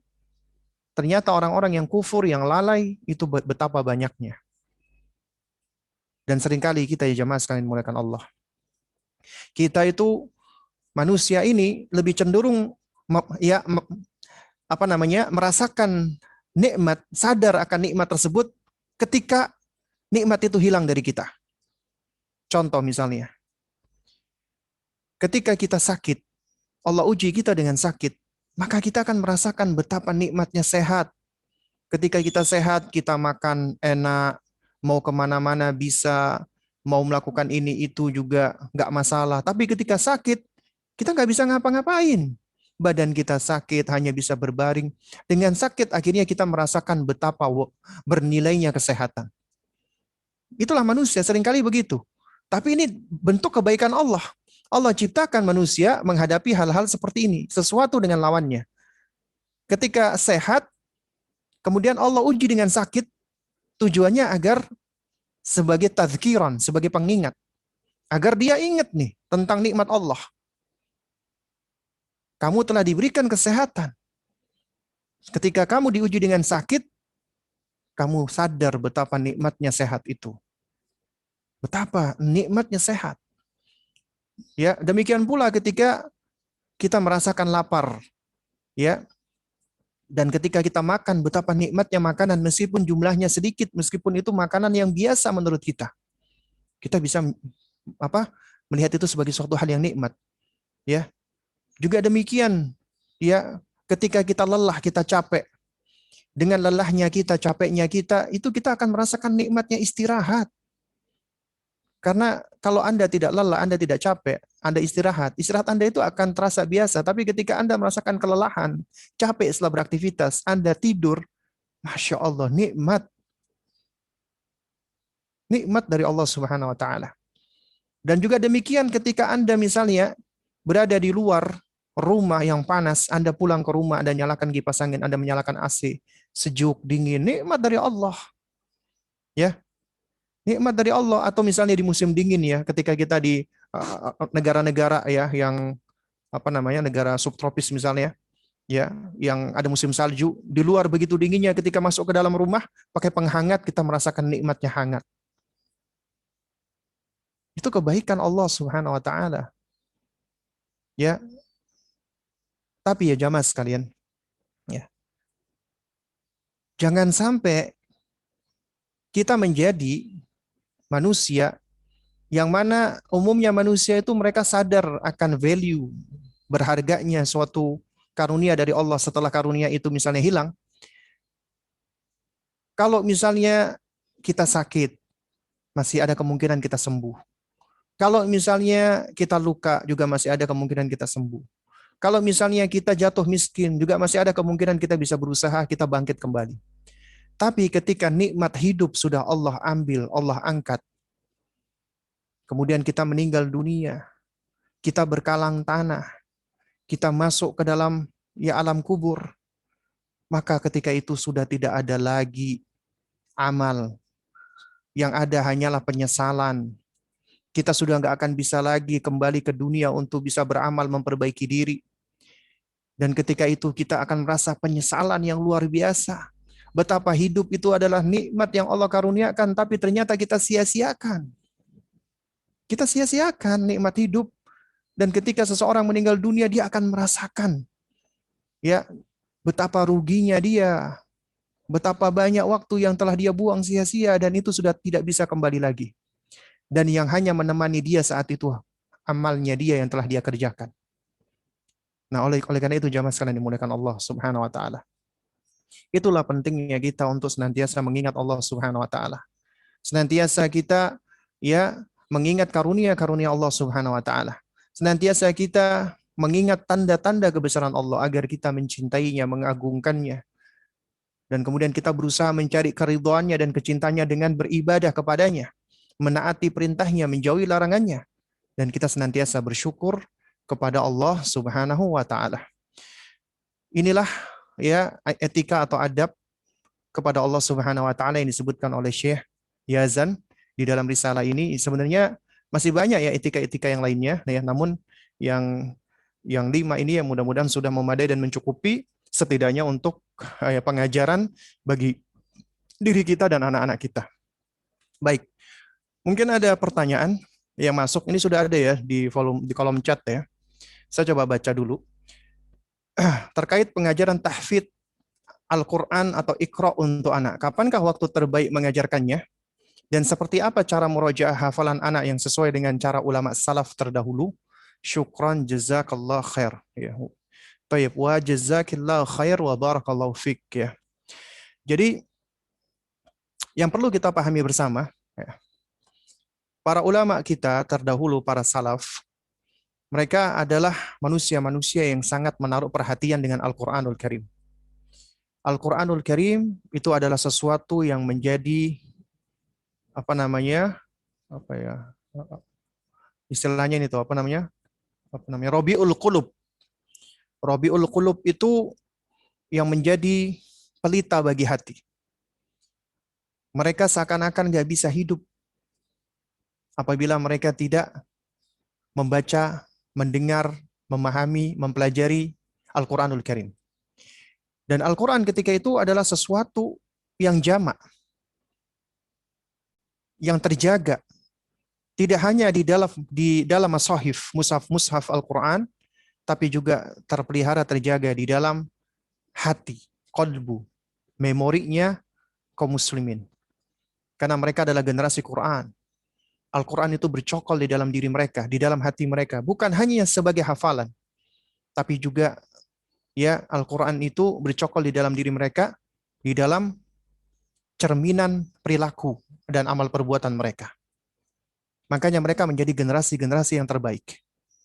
Ya. Nah, dan ini semua tidaklah mungkin bisa terbentuk tentunya setelah taufik dari Allah, melainkan dengan membentuk kecintaan anak-anak terhadap Al-Quran. Karena tidak mungkin seseorang apabila dia tidak mencintai Al-Quran, dia akan senang berinteraksi dengan Al-Quran. Coba kita perhatikan dengan ya sebagian besar orang tua di zaman sekarang yang pengennya serba instan. Beberapa tahun yang lalu, ketika ngelihat fenomena di TV muncul para ya hafid-hafid cilik, yang pertama kali keluar ketika itu adalah si siapa namanya?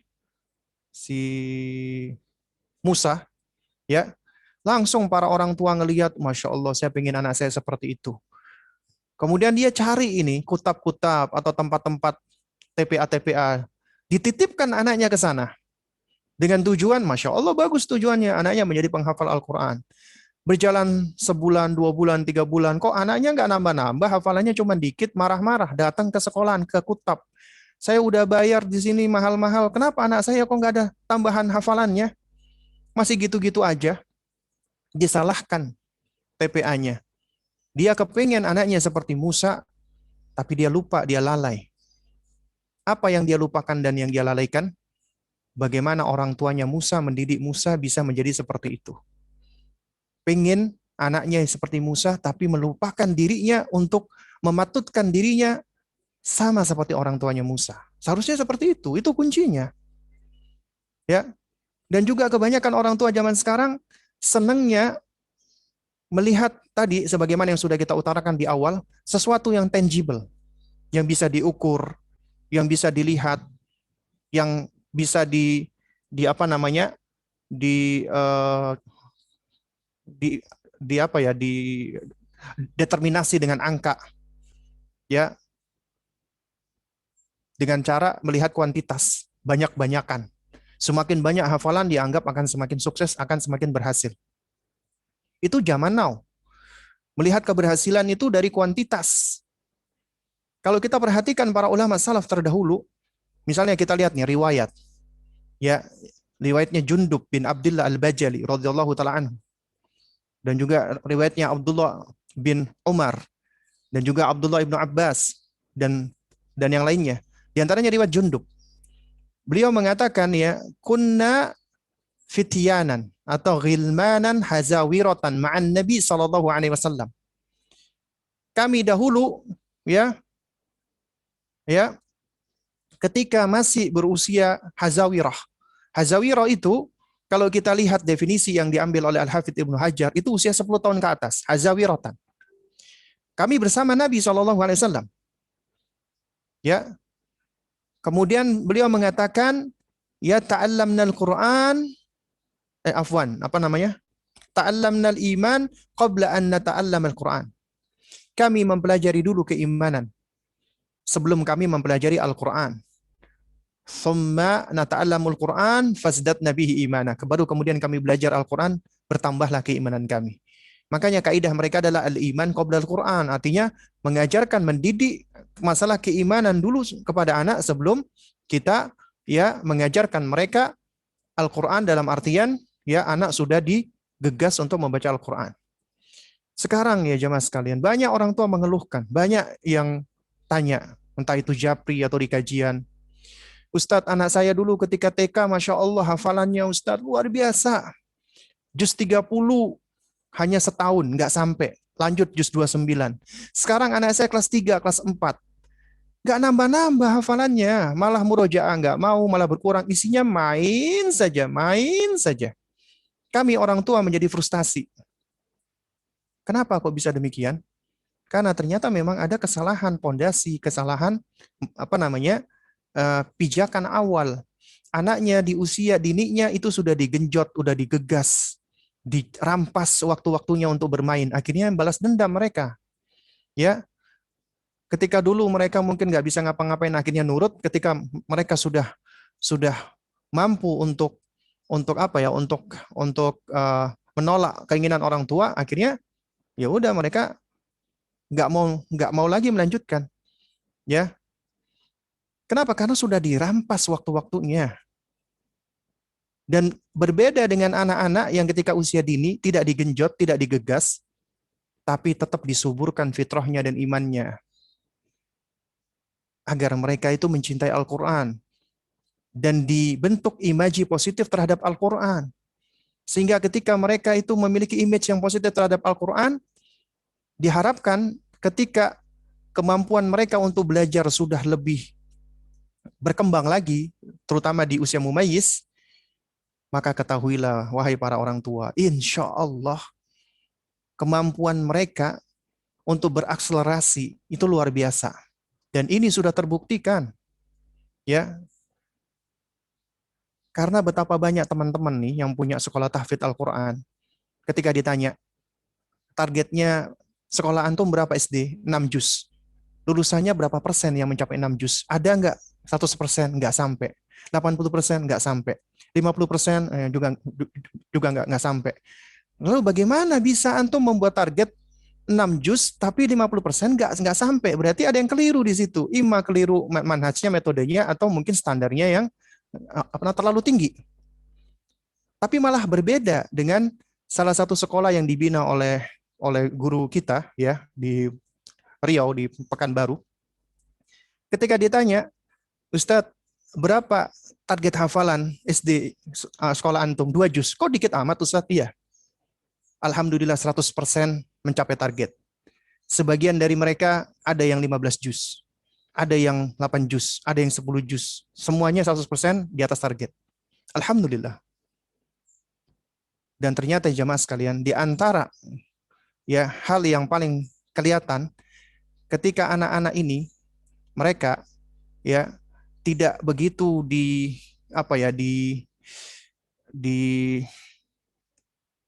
takut-takuti ya, bukan ditakut-takuti sebenarnya, mereka ditarget dengan kuantitas ya. Akhirnya mereka menghafal Al-Quran itu dengan enjoy, dengan fun, senang. Ini Al-Quran loh, kalamullah loh, ucapan Allah. Sementara di beberapa tempat-tempat tahfidz Quran, anak-anak itu menjadi stres. Karena mengejar hafalan, kalau nggak hafal Al-Quran nanti mendapat hukuman. Akhirnya Al-Quran menjadi momok yang menakutkan buat mereka. Ini kalamullah, masa kalamullah menyebabkan seorang muslim, hamba Allah, apalagi masih anak-anak sudah merasa seperti itu. Ada yang keliru berarti. Harus dibangun kepada mereka kecintaan kepada Al-Quran. Itu kuncinya. Ya, kalau Anda ingin melihat para metode salaf dahulu berhasil karena mereka mendahulukan iman, dibentuk dulu, dibangun dulu kecintaan mereka kepada Al-Qur'an. Kalau antum perhatikan dahulu para sahabat, mereka tuh mengambil 10 ayat. Bahkan juga di dalam sejumlah riwayat, ya, Umar Ibn Khattab itu beliau menghatamkan, ya, suratul Baqarah, ya, itu membutuhkan waktu 10 tahun. Ya. Nah, kita itu pengen cepet-cepetan dan menghafal Al-Quran dan juga menghafal selain Al-Quran itu mampu dilakukan manusia. Apalagi Al-Quran. Al-Quran kalamullah lebih mudah lagi untuk dihafalkan. Tapi kalau cuma sekedar dihafalkan, ya, cuma sekedar dihafal, manusia meskipun kafir tetap bisa. Karena tujuannya bukan cuma sekedar dihafal, tapi difahami maknanya. Sehingga Al-Quran itu ya terrefleksikan di dalam perangai, akhlak, suluk, karakter, behavior anak. Betapa banyak kita dapati anak-anak yang hafalannya banyak, tapi dia sombong, nggak punya adab kepada gurunya. Kemudian dia suka membuli teman-temannya. Ada yang seperti ini. Dia merasa pinter, hafalannya banyak. Karena memang Allah karuniakan dia kemampuan menghafal, tapi mungkin nggak diajarkan adab. Akhirnya dia menjadi sosok yang suka ngebully teman-temannya, kasar terhadap temannya. Kadang-kadang suka bohong, ada seperti ini. Sementara di sisi lain ada anak mungkin hafalannya nggak banyak, tapi Masya Allah, akhlaknya bagus. Karena dibangun dan dibentuk. Nah ini seharusnya yang perlu untuk kita perhatikan. Ya, Anda ingin menjadikan anak Anda sebagai generasi Qurani, maka ikat dulu hatinya dengan Quran. Dan ini juga nggak mungkin bisa dilakukan, ya tentunya dengan izin Allah, ya melainkan Anda sendiri juga harus mengikatkan diri Anda dengan Al-Quran. Meskipun anak Anda akan lebih cepat di dalam menghafal Al-Quran dibandingkan Anda. Wallahu a'lam bishawab. Bagaimana orang tua yang didikannya dari awal keras, Ustadz? Kalau diberitahu jangan keras-keras dalam mendidik anak, jawabannya, kalau nggak keras malah nggak ngerti. Sedangkan anak sudah berusaha bersabar atas didikan orang tua yang keras. Namun lambat laun anak tersebut jadi ikut keras karena didikan orang tua tersebut. Apakah anak harus keluar dari rumah demi menghindari perdebatan dengan orang tuanya? Atau anak tersebut bertahan di rumah dengan kondisi anak kesal dengan orang tuanya? Ini anaknya usia berapa ini kok sampai keluar? Kalau gini ya, kalau yang dimaksud ini adalah diri kita dengan orang tua kita dulu yang keras. Orang tua dulu kita mendidik kita dengan cara keras. Maka ketahuilah, orang tua kita itu juga bukanlah orang yang istilahnya apa ya, bisa dijadikan sebagai pegangan, landasan, argumentasi, dalil. Enggak. Mereka juga manusia biasa, bisa keliru. Bahkan ya jamaah sekalian, paman saya bercerita ke saya, ya kakek saya apa namanya? Rahimahullah taala, itu adalah termasuk orang yang keras. Beliau Bugis yang tinggal di Maluku Utara. Ya, ketika paman saya ini, beliau dibandingkan ayah saya, beliau apa namanya? Beliau udah menikah duluan, punya anak. Beliau menggendong anaknya bayi itu dimarahi oleh kakek saya. Dikatakan, udah nggak aja gendong-gendong Pak dia. Jadi maksudnya jangan gendong-gendong dia. Ini tugasnya istri. Ya, bukan tugasnya suami. Bukan tugas laki-laki. Juga sama ketika laki-laki bantu nyapu, bantu bersih-bersih, itu dianggap bukan tugasnya. Itu udah menjadi semacam mindset yang alhamdulillah ya akhirnya bergeser. Ya, artinya apa yang dilakukan oleh orang-orang tua zaman dahulu itu nggak bisa dijadikan sebagai contoh apabila itu keliru. Apalagi itu menyelisihi tuntunan Islam, tuntunan Rasulullah SAW. Makanya banyak sekali ya celaan bagi mereka termasuk ahlul ahwa, ya para pengikut hawa nafsu, dan juga termasuk orang-orang kafir, orang-orang musyrikin, ketika mereka diajak untuk mengikuti apa yang diturunkan Allah kepada Rasulnya, apa jawaban mereka? Ya, mereka mengatakan, ya, kami hanya mengikuti apa yang kami dapati dari dari para bapak-bapak atau nenek-nenek moyang kami. Itu argumentasinya.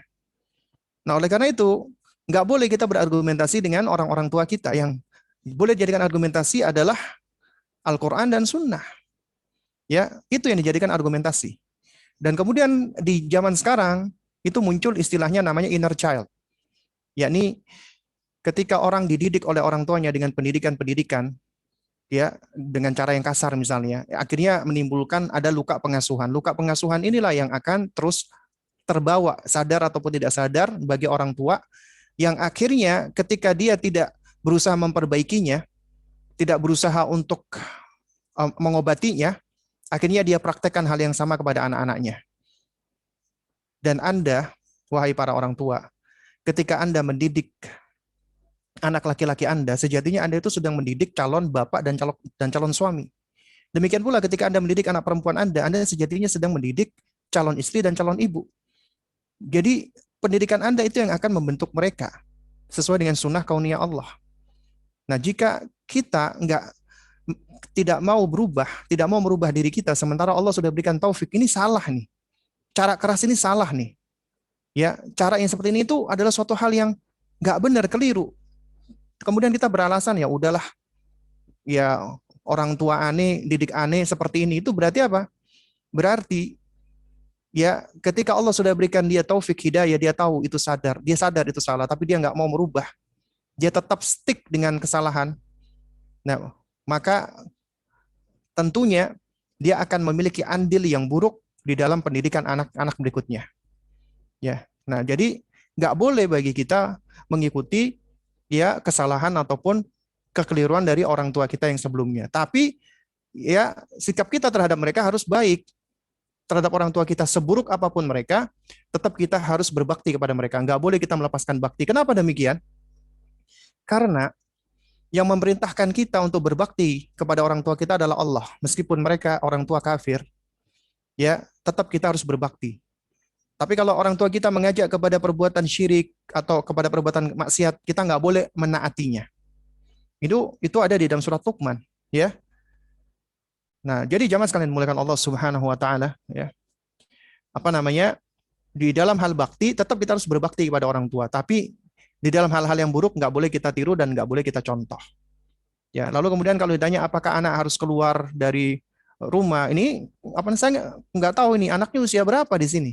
Kalau yang dimaksud adalah orang udah dewasa, ya yang lebih baik adalah ketika dia sanggup untuk berdiri sendiri mandiri tentunya lebih baik ya. Nah, namun kalau memang kondisinya orang tuanya butuh bantuan dari dirinya, ya maka hendaknya dia tetap menolong dan membantu orang tuanya. Ustadz, waktu puasa kemarin berita Palestina menjadi hal yang anak ikuti. Anak-anak baru mau SD Juli nanti. Jadi banyak bertanya juga. Mohon arahan Ustadz sejauh mana anak harus mengajarkan tentang jihad atau Palestina kepada anak yang baru mau masuk SD ini. Ya kita jelaskan. Palestina adalah tanahnya kaum muslimin. Di dalamnya ada Masjidil Aqsa, tempat Isra'nya Nabi kita yang mulia alaihi salatu wassalam. Itu termasuk tanah yang mulia. Ya, dan sekitarnya adalah termasuk negeri yang Allah berkahi. Dan itu berada di negeri Syam. Kita jelaskan. Dan mereka sekarang sedang dizolimi. Mereka sekarang sedang dianiaya oleh bangsa penjahat. Kita ajarkan Yahudi, Zionis itu bangsa penjahat. Nggak usah khawatir, nggak usah takut. Kita dengan pandangan, kamu kok begitu, apa namanya, kau radikalis sih, kamu kok keras. Nggak usah kita mikirkan ucapan-ucapan orang-orang seperti itu. Ya, karena apa? Karena ucapan-ucapan manusia itu tidak akan membentuk diri kita. Ya tidak akan ucapan mereka, pujian mereka nggak akan menjadikan kita mulia. Celaan mereka juga nggak akan menjadikan kita hina. Kenapa? Karena yang kita cari adalah pandangan Allah Subhanahu wa taala. Ya, kita jelaskan apa adanya sesuai dengan usia mereka. Palestina adalah negerinya kaum muslimin yang harus kita doakan, yang harus kita bela dengan apapun yang kita mampu. Ya. Dan apabila kaum muslimin kuat, ya harus melakukan pembebasan. Tapi ternyata kaum muslimin saat ini mereka tidak memiliki kekuatan. Jelaskan kenapa kaum muslimin saat ini lemah? Karena mereka jauh dari Quran dan Sunnah.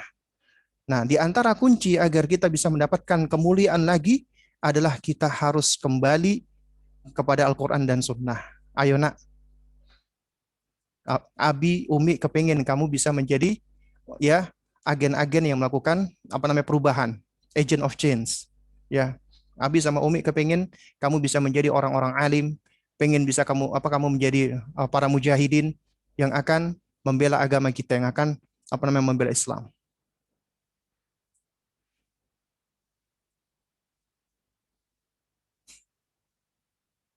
Bagaimana jalan keluarnya Ustadz kalau sudah terlanjur besar anak kita dan saat ini menghafal dengan harus disuruh-suruh setengah dipaksa. Ya berarti harus lakukan apa namanya perbaikan, lakukan pendekatan, ya, dan juga harus melakukan tazkiyah kembali gitu loh. Kenapa? Karena ini anak ya dia sudah mulai enggan, hilang semangatnya mempelajari Al-Qur'an ya. Berarti kita harus berupaya lagi mentazkiyah kembali agar ya tumbuh lagi, ya harus dipupuk lagi dan disuburkan lagi. Dan ini tentunya ya tidak bisa kita jawab secara detail di waktu yang sempit seperti ini. Bagaimana cara mengingatkan anak laki-laki usia 4 tahun yang suka memainkan kalimat-kalimat talbiyah maupun ayat Al-Quran. Misal seharusnya Allahu Akbar tapi jadi Allah polisi. Anda udah mengingatkan baik-baik namun masih terus seperti itu. Jazakumullah khair. Baik. Anak usia 4 tahun adalah anak yang mereka belum tahu sebenarnya baik dan buruk. Dan mereka masih dalam usia egosentris. Dan mereka biasanya masih dalam keadaan senang diperhatikan. Dan kadang-kadang ketika orang tuanya ngingetin, adik jangan, dek nggak boleh, dia malah semakin menjadi-jadi. Semakin menjadi-jadi. Nah karena itu, Anda harus bisa melihat nih, ya kondisi anak Anda. Jadi yang pertama, ya Anda coba terapkan ketika dia melakukan hal seperti itu, Anda berikan dia, ya Anda sudah ingatkan baik-baik, tetap dia masih mengulangi, Anda berikan dia hukuman dalam tanda kutip, ya Anda tidak ajak dia bicara, Anda tidak melihat dia. Intinya Anda hajar dia, Anda boikot dia. Anak kecil biasanya diboikot oleh orang tuanya, dia akan gelisah. Ya. Jadi misalnya adik kalau masih bicara seperti itu, Umi nggak mau bicara sama adik. Umi nggak mau ketemu sama adik. Terus kemudian kita tinggalkan dia, dia kejar Umi ya, kita berikan waktu sampai dia udah mulai kelihatan mau nangis dan sebagainya, baru kemudian kita mendekati dia, kemudian kita tundukkan wajah kita sama dengan wajahnya, kemudian kita ucapkan pertama kali, Umi sayang sama kamu. Agar ketika ya dia mungkin merasa kalau dirinya itu kayak tidak disayangi, itu bisa kita bisa kita kembalikan lagi. Umi sayang sama kamu, ya. Umi sayang sama adik. Tapi Umi nggak suka adik ya ketika mempermainkan ya misalnya tadi perkataan-perkataan tadi gitu kan. Ini adalah suatu hal yang tidak boleh dibuat mainan. Ya Allah nggak suka, Umi juga nggak suka, Abi juga nggak suka, kakak nggak suka, orang-orang baik nggak suka. Jadi kita harus berikan itu.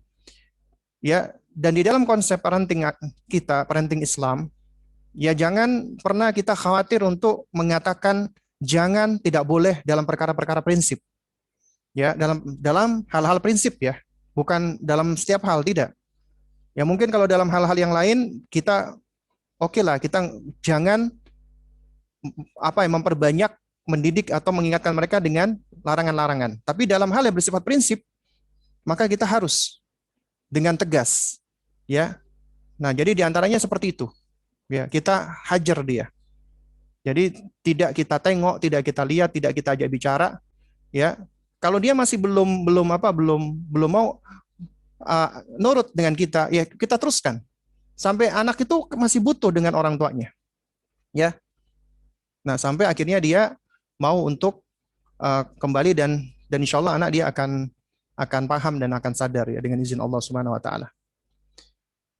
Ustadz, bagaimana mendidik anak laki-laki usia hampir 3 tahun? Qadarullah sangat berprinsip. Masya Allah, ini anak kecil sudah berprinsip dan suka mengganggu saudaranya. Selalu merebut mainan kakaknya dan temannya. Semisal ketika mereka sedang menggunting kertas, saya minta dibersihkan guntingan kertas yang kecil-kecil lalu dibuang sama anak saya tersebut. Tapi kertas yang sedang digunting sama kakaknya dan temannya itu juga ikut dibuang.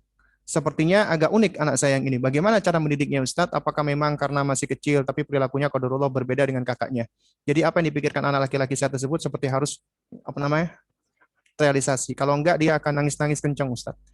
Jadi ini adalah anak yang memang usianya apalagi mau 3 tahun, usia egosentris pastinya. Kemudian juga belum ngerti tentang baik dan buruk dan kemudian dia masih belum bisa berbagi, dia juga belum bisa berempati. Jadi kita sebagai orang tua harus paham nih, harus ngerti ini. Ya, artinya begini, ya dengan memahami karakteristiknya dia, sifatnya dia, bukan artinya kita membiarkan semua sifat-sifatnya yang seperti ini, tidak. Tapi ini bagian dari prosesnya dia gitu loh. Artinya insya Allah dia tidak akan terus-menerus dalam kondisi seperti itu. Ketika dia berkembang, kemudian kemampuan kognisinya juga sudah mulai bertambah dan juga egosentrisnya juga sudah mulai memudar, akhirnya muncul apa namanya sosiosentris, insya Allah juga ya sifat-sifat seperti itu juga akan berubah. Nah, tapi yang perlu kita perhatikan di sini adalah apa? Adalah bagaimana kita menengahi konflik-konflik yang ada. Ya, kita sebagai orang tua, ya apabila anak kita berantem, itu sebagiannya kita nggak usah ikut intervensi, biarkan mereka menyelesaikan, karena ini bagian dari apa? Bagian dari apa yang namanya membentuk skill mereka di dalam menghadapi problem. Artinya mereka harus belajar problem solving dan seterusnya. Mereka harus belajar menghadapi masalah. Jadi kita nggak perlu intervensi kecuali kalau emang hal-hal yang sudah besar atau membahayakan. Lalu yang kedua juga kita sesekali perlu intervensi untuk mengajarkan kepada mereka. Ya, diantaranya adalah tentang hak, ya hak-hak. Dan anak-anak usia segini belum tahu tentang hak apa kepemilikan. Yang dia tahu biasanya barangku barangku, mainanku mainanku, tapi mainanmu juga mainanku. Itu yang mereka tahu. Kenapa? Karena masih dalam usia egosentris. Ya. Dan juga mereka dengan egosentrisnya ini pengen menjadi pusat perhatian, pengen diperhatikan. Ya, pengen dia itu diperhatikan oleh orang lain dan orang-orang sekitarnya. Ketika misalnya kakaknya melakukan sesuatu, enjoy fun, dia sebenarnya pengen sebenarnya diperhatikan kakaknya. Ya, nah jadi yang perlu kita lakukan adalah misalnya sang kakak itu marah, ya, jadi jangan kita larang. Misalnya dia marah, dia kesel. Namun yang kita lakukan adalah kita validasi emosinya. Misalnya dia lagi marah, ya kita ngomong sama kakak. Ini top kakak marah ya. Iya, Umi ngerti kalau kakak marah karena mainannya kakak tadi dibuang. Seharusnya seperti itu, jangan udahlah kak, kamu gak usah marah, gitu aja marah. Nanti kamu bisa bikin lagi. Jangan. Kita harus menvalidasi perasaannya agar dia ngerti tentang perasaannya. Nah, baru kemudian kita arahkan bagaimana caranya supaya dia bisa mengekspresikan marahnya dia dengan cara yang positif. Baru kemudian kita jelaskan, adik belum ngerti, adik pengen main sama kamu, adik itu sayang sama kamu. Nah, ini yang seharusnya kita jelaskan. Nah, lalu kemudian juga ke adik yang juga usianya lebih lebih apa ya lebih lebih muda, kita juga harus lakukan pendekatan. Dia melakukan salah misalnya, ya kita kita sampaikan, ya adik adik boleh bermain, ya tapi adik jangan mengganggu kakak, jangan membuang punyanya kakak. Ini punya kakak, ini punya adik. Kita ulang-ulang seperti itu agar dia ngerti gitu loh. Ya, nah kalau dalam hal seperti ini, saya sepakat kita lebih baik hindarkan cara-cara melarang dia atau ngomelin adik. Adik gimana sih dek, lihat tuh kakak nangis. Wah, itu gara-gara kamu sih dek. Jangan seperti itu, tapi dengan cara-cara ya yang baik. Baik ya, ini udah jam 5:30 ya. Ini masih ada beberapa pertanyaan lagi nih. Ustadz, bagaimana bila ayah dan ibu masih berbeda visi misi dalam pengasuhan, terutama yang sesuai syariat? Bagaimana agar anak tidak mengalami kebingungan dan rentan menjadi munafik? Ya susah. Yang harus dilakukan adalah kedua bapak ibunya harus bersepakat dulu. Karena apabila visi misinya berbeda dalam pengasuhan, imbasnya pasti kepada anak. Ima anaknya ikut ke ibunya atau ima anaknya ikut kepada bapaknya. Dalam kondisi seperti ini, ya harus bersepakat dengan bapak, dengan suami. Baru kemudian lakukan pendekatan kepada anak. Kalau memang misalnya udah berbeda visi dan misinya, ya udah kita berusaha semampu kita, sembari kita berdoa kepada Allah dan kita dekati anak kita dengan sebaik-baiknya, yang lebih dekat daripada pasangan kita. Kemudian pertanyaan terakhir, anak saya 7 tahun, 8 tahun belum tumbuh semangat belajarnya dan juga masih enggan menghafal Al-Quran. Jadi masih harus dipaksa. Saya akui kesalahan saya mendidik mereka tidak menanamkan kecintaan kepada Allah dan Al-Quran. Masihkah ada kesempatan untuk dirubah? Masih. Hidayah di tangan Allah. Alhamdulillah ketika Anda sadar berarti Anda tahu ini adalah suatu hal yang keliru. Nah, oleh karena itu Anda harus melakukan pendekatan. Jadi sebenarnya ketika kita tahu kita salah, di situ ada kuncinya ya. Kuncinya itu ya terhimpun dari kata search. Dan dari kata search itu search, kita mencari tahu dulu kesalahan kita. Kemudian kata evaluate, kita mengevaluasi kenapa ya kesalahan ini terjadi. Kita mengevaluasi dulu. Ya, baru kemudian habis search, evaluate ya, kita sudah mengevaluasinya ya. Kemudian A-nya, acknowledge, kita akui, iktiraf. Ya, ini kesalahan kita. Akhirnya kita harus minta maaf kepada Allah, dan kita juga minta maaf kepada anak kita. Ini dalam rangka untuk membangun bonding kita dengan anak kita. Kemudian R-nya, apa namanya? Reinforce. Kita mengumpulkan kekuatan lagi dengan sembari minta tolong kepada Allah Subhanahu wa taala. Dengan cara kita belajar lagi, dengan cara kita berusaha mempraktekkannya, dengan cara yang hikmah, itu kita reinforce. Baru kemudian yang terakhir adalah hang on, kita berpegang erat, kita konsisten, kita komitmen, kita berusaha istiqomah. Ya. Ya wallahu a'lam bishawab, mudah-mudahan yang saya sampaikan bisa memberikan manfaat. Kurang lebihnya saya mohon maaf jika ada hal-hal yang kurang berkenan. Karena ini sudah masuk waktu maghrib, ya mungkin kita cukupkan. Kita tutup dengan kafaratul majlis. Subhanakallahumma wa bihamdik, asyhadu an la ilaha illa anta, astaghfiruka wa atubu ilaik. Wassalamualaikum warahmatullahi wabarakatuh.